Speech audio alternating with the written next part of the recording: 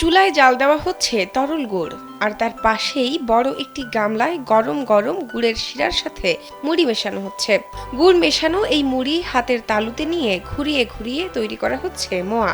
এই মোয়া প্যাকেটজাত করে পাঠানো হচ্ছে সারা দেশে। মোয়া তৈরির পুরো কাজটি করেন কিশোরী থেকে শুরু করে সব বয়সের নারীরা। তারা এত দ্রুত কাজটি করেন দেখে মনে হয় হাত দুটো যেন কোনো যন্ত্র। একজন শ্রমিক দিনে 50 থেকে 60 কেজি মোয়া তৈরি করতে পারেন। প্রতি কেজি মোয়া তৈরিতে তারা পান 4 টাকা। এতে প্রতিদিন তাদের আয় হয় 200 থেকে 250 টাকা। মাঝনে আমরা যতক্ষণ বলতাম পারি ওই অনুযায়ী টাকা দেয় মালিকে। 60 টাকা কেজি।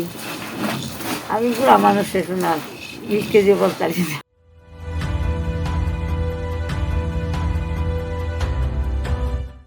মোয়া তৈরির কারখানার মালিক অজিত দেবনাথ জানান, সকাল থেকে শুরু করে সন্ধ্যা পর্যন্ত চলে এই মোয়া তৈরির কাজ। তিনি জানান, আগে গ্রামের নারীরাই মুড়ি তৈরির কাজ করত, তবে এখন গ্রামে মুড়ি তৈরি করা হয় না। তাই সিলেট থেকে মুড়ি ও ভৈরব থেকে পাটালি গুড় কিনে আনা হয়। অজিত দেবনাথের এই মোয়া তৈরির কারখানা সুনামগঞ্জের জামালগঞ্জ উপজেলার জামালগঞ্জ উত্তর ইউনিয়নের শরৎপুর গ্রামে। প্রতি বছর 2 মাস চলে এই মোয়া তৈরির কাজ।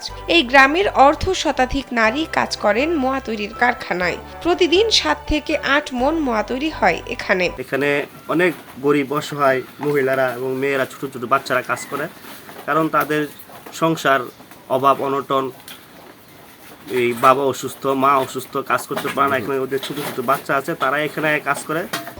অজিত দেবনাথ বলছেন, আগের মতো মোয়া বিক্রিতে আর আয় নেই, তবে পারিবারিকভাবে চলে আসায় এখনো ব্যবসা চালিয়ে যাচ্ছেন। তেমন একটা বেশি কিছু হয় না, তবে কতটা যেমন আমরা এটা হয়ে আইছি আগে তাকে করতেছি এরকমই আর কি। বর্তমান মালের যে দর বাড়তি, আমরা তেমন বেনিফিট পাই না। তাই শ্রমিকরা দিয়ে আমরা, তারা যদি খেতে 60 টাকা দিয়ে, আমরা খেতে 1,000 টাকা পাই।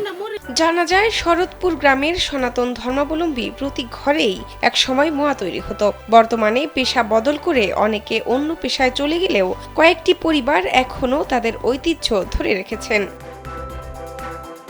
শাহনাজ পারভীন, কালবেলা।